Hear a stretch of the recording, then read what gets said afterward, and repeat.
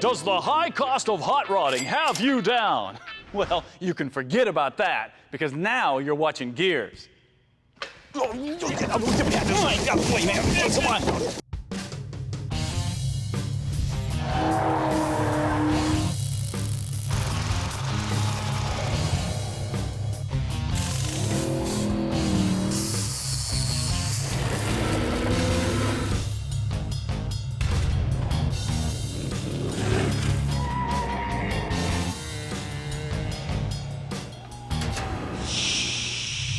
Now, you're watching Gearz. Hey, welcome to Gearz. You know, last week we started a project called the ROADSTER, which is an all-steel 32 Ford Roadster that we're building to commemorate the 75th anniversary of the Dukes. Now, the direction for this project is very simple. We want to build a vehicle that has got the look and the performance of what would have been the coolest, nastiest thing on the street in 1968.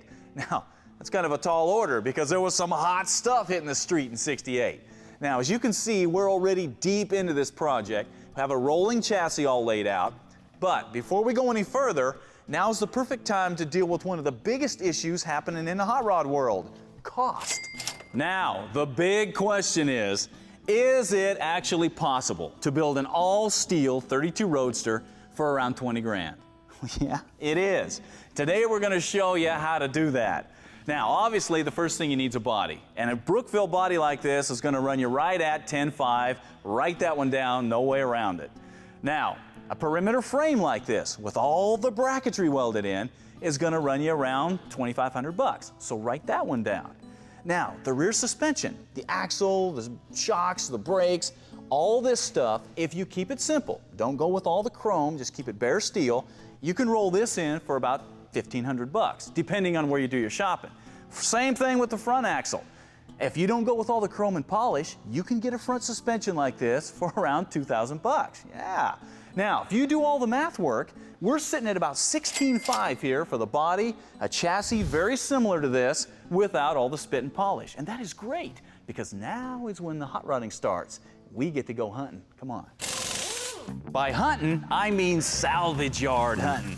And for that, we went to our buddies at Shrum Auto Salvage in Greenbrier, Tennessee, because we had heard that they had some cool old stuff laying around.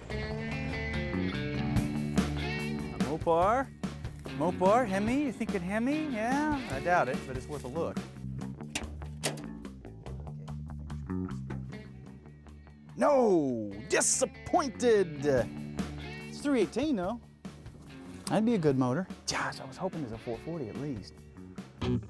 There it is. There's that Buick. That's what we came here for. Oh man, it looks like it's like a 56. Oh man, it's a two-door hardtop. Oh man, they didn't tell me that. Man, I thought it was a four-door. Okay, when you're lifting a hood in a junkyard, you need to be careful. Check this out. See, somebody's already eared up this end because they opened the hood, and obviously the hood's out of alignment, so they kind of messed up that hood. It's fixable, but it's also a bad sign. It probably means that the motor's not in here.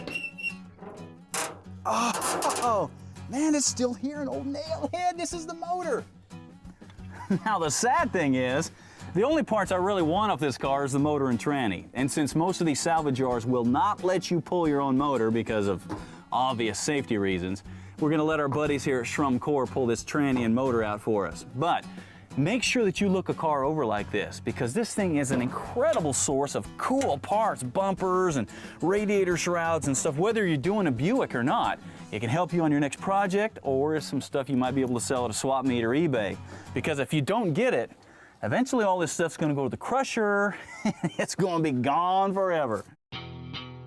And there was a lot more to get off this old Buick than just the drivetrain. The body was a rusty mess. But the whole front clip was not only pretty much rust-free, but amazingly straight, especially for a salvage yard car. And I can't stand the thought of all those good parts being destroyed. So I decided to save as much of this old Buford as I could from the crusher. Okay.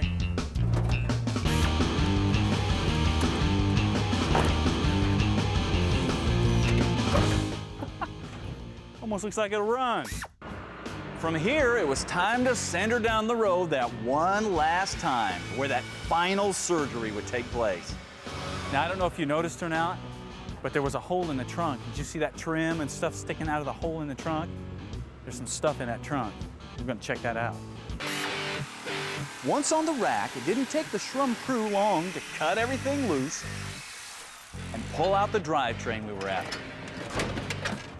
However, the real excitement started when we opened the trunk. The old Buick had one more surprise waiting for us. Look at that. Big old snake.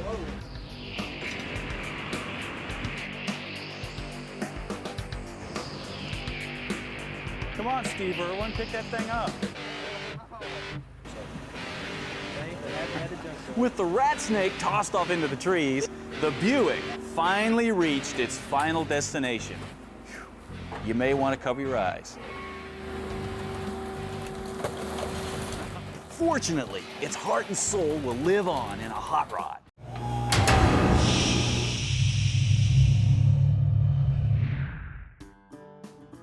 Hey, welcome back to Gearz, where today we are doing what a lot of people think is impossible. We're showing you how to build an all-steel 32 Ford Roadster for around 20,000 bucks.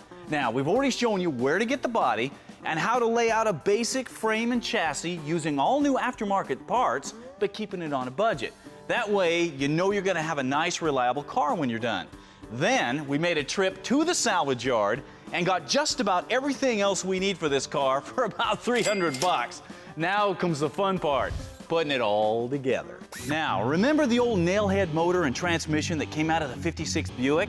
Well, a little freshening up and detailing did wonders for the way that it looks, and you can keep the cost down by painting and detailing the original parts instead of just bolting on a bunch of expensive chrome pulleys and valve covers. Now, by doing it this way, you save so much money that you can actually rebuild the engine if you need to, or if it runs good, like this one does. Come on, let's go ahead and push this thing in. You got enough money to actually put some speed parts on it eventually, like a 4-barrel carburetor, an intake, and headers, or, you know, just whatever you're into. Best part is you can start enjoying the car now. You gotta drop it down. Just a little bit. Yeah, right about there. See any snakes under here? Wow! This thing's fitting good. While we're working on the front end, we might as well finish it off with a new grille shell and an insert. Now, obviously, you're not gonna find these at a junkyard somewhere. So, we got a brand new shell and a stainless insert from Brookville Roadsters. And those will cost you 600 bucks for the pair. So write that down.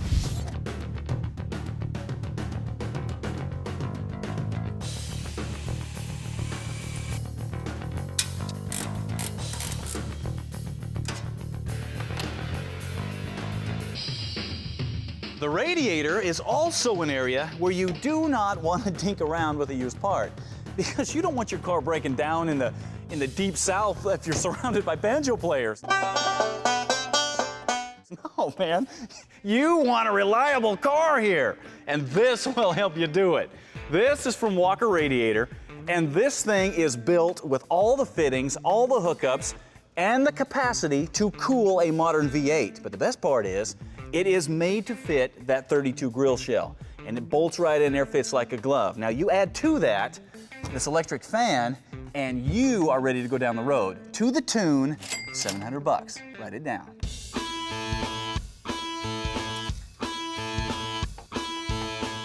Once it's all put together, the whole assembly just bolts to the front cross member.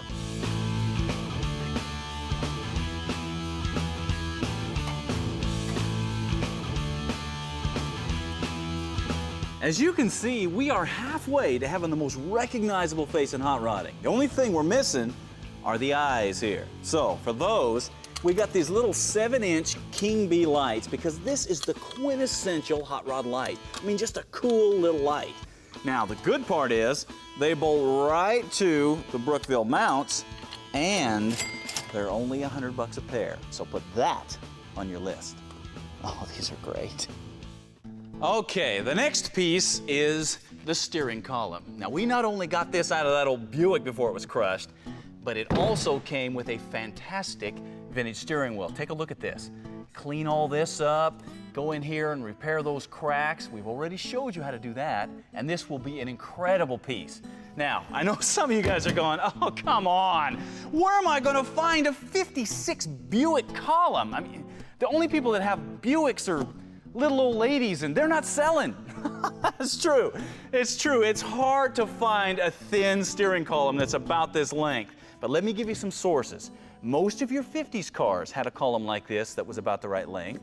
A lot of your 60s and 70s vans, some of your Volkswagen stuff, the stuff is out there. Now, if you don't want to mess with that, if you don't want to go to a junkyard, you got some options in the market. Come here, check this out. Now, all of this cool stuff comes from a place called I Did It, and they specialize in steering columns. Now, they've got these long, skinny ones, they've got tilt ones, they've got just about whatever you would want in whatever length that you need, and they're all set up for modern wiring. Now, to go with that, you have floor mounts, you have column drops, you have U-joints, you have steering shafts. You've got everything that you're going to need to put steering into a vehicle.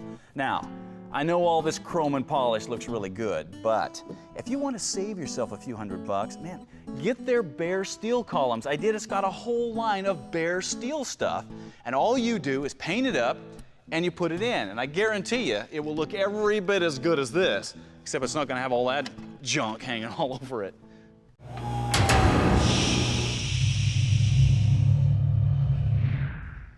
Hey, we're back and attempting to answer the very difficult question of is it possible to build an all-steel 32 Ford Roadster for around 20 grand? Now, a lot of people say, no way, can't be done. Well, we are well on our way to showing you that it is in fact possible, but you have got to do the work yourself, and you've got to be smart about what you buy new and what's used. Now, what about some seats? Well, we found a lot of possibilities at the salvage yard. Remember those old T-bird buckets? Yeah, those are perfect. However, a less obvious choice can be found in an old military vehicle like a Deuce and a Half or an M37. And that is exactly what these came out of. Now look at this. Man, these have the look and the feel of an old school bomber seat. I mean, this is what everybody is after. They got the beading around it and the ribs across the back. And these things are super cheap because nobody wants them. Nobody thinks to look in an old military truck to get some cool bucket seats. And upholstery is simple. You just do a spring pad and cover it with some sort of canvas or material and you're ready to go. These are going to be cool.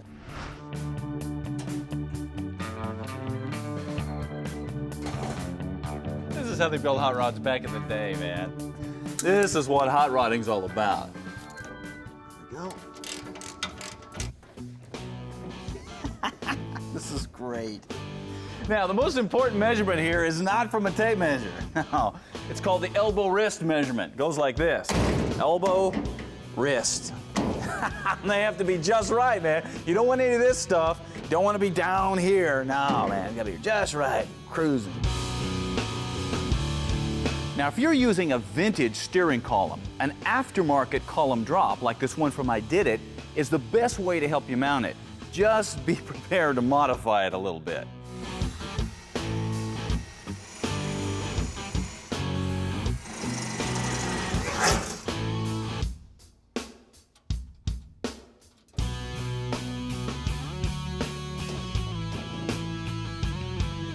Okay.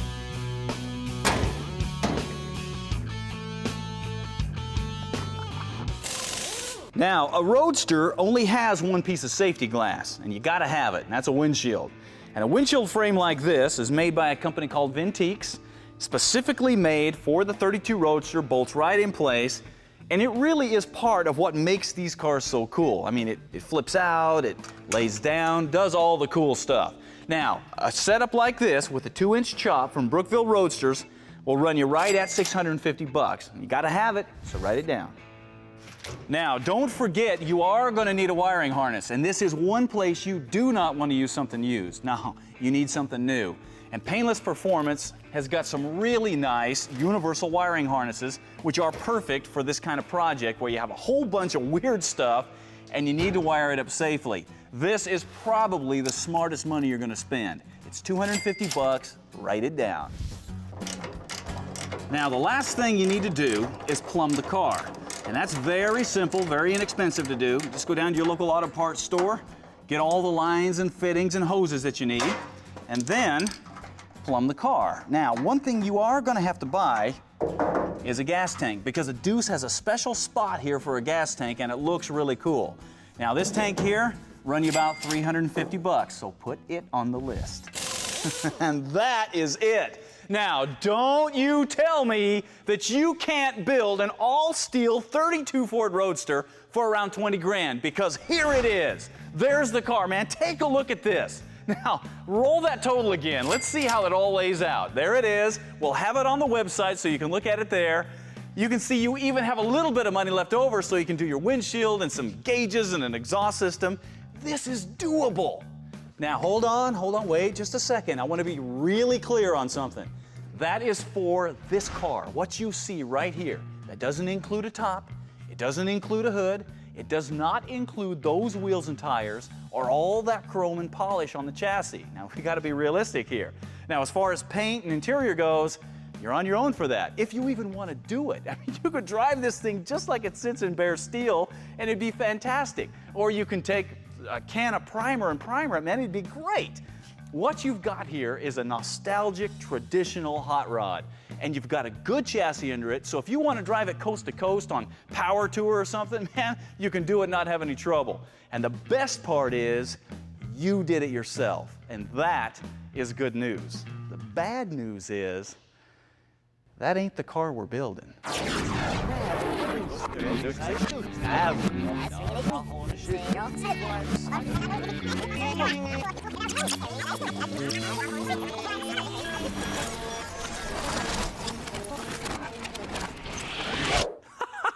No, that was not the car. What, are you kidding? No, we're building a car called the Rat Roadster, and that was not it. No, that car would not even start to hit the criteria of how we want it to look here, and that is nothing more than wishful thinking for that old junkyard Buick. And that's one of the reasons we did this project today. It wasn't just to show you that you can build something like this on a budget. No, it's to show you how important it is to lay out your project and follow it so you don't get all sidetracked and go down the wrong direction. Now, the other car was cool, there's no doubt about that, but it's not even close to how wicked and nasty the Rat Roadster is going to be, as you will soon find out.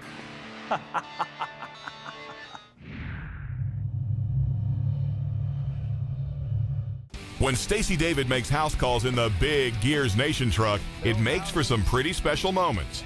But if they can't come to your garage, the next best thing to do is check out the stuff they have online to help you out. Things like DVDs, wiring and build books, apparel and fender covers are just some of the things you'll find to help you with your project or make a great gift for that certain car nut in your life. If you're ready to get out there, build something, and then go smoke the tires on it, StaceyDavid.com can help you do that.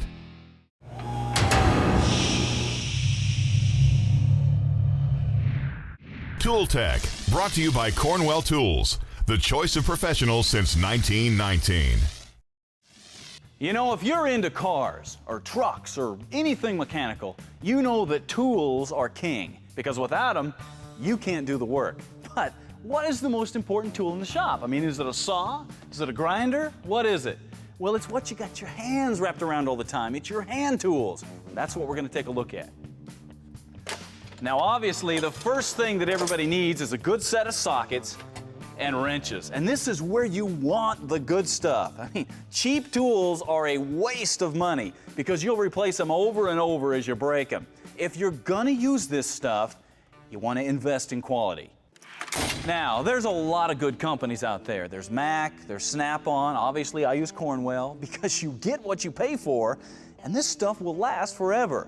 Now, of course, no toolbox is complete without an assortment of pliers, hammers, screwdrivers, and all that other stuff that you're going to need. And this is where you set your toolbox up to fit what you're working on. Another question that comes up a lot is about air tools. Do you need them? Well, if you're a professional, absolutely. If you're a hardcore do-it-yourselfer, I strongly recommend it. Now, if you're just a beginner or just a weekend tinkerer, well, you probably don't need anything like this yet.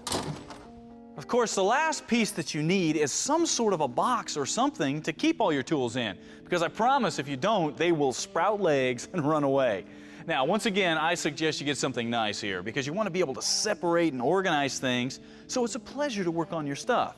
Now, some of you are probably saying, oh, you know, that's easy for you to say. You got all this cool stuff here. So, you want some of this cool stuff, huh? All right, that's exactly what we're going to do. We are going to give away one of these toolboxes to one of you out there. And all you got to do is go on to GearzTV.com, click on the Cornwell Tools giveaway, and sign up. And it could be yours.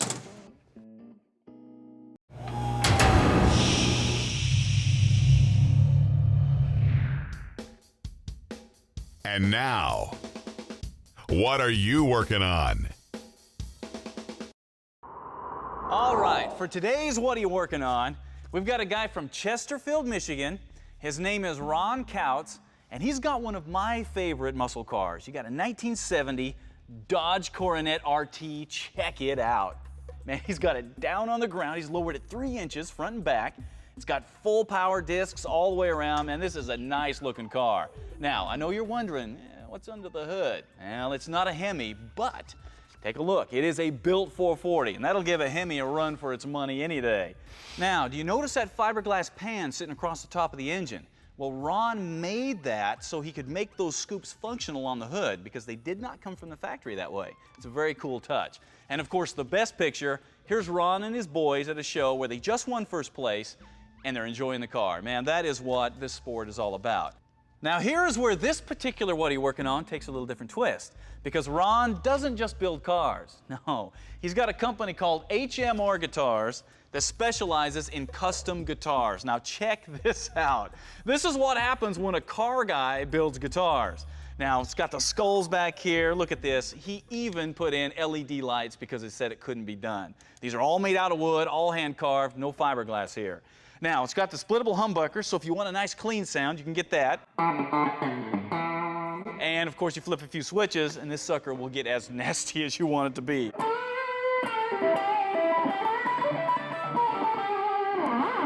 Now, if this is something that you like, man, check out his website, HMR Guitars, and pick one of these things up before he realizes how nice they are and jacks the price up. Now, you see what Ron's working on. You know what I'm going to be playing on. Now, you get out there, work on some, and send us the pictures, man. We'll see you later.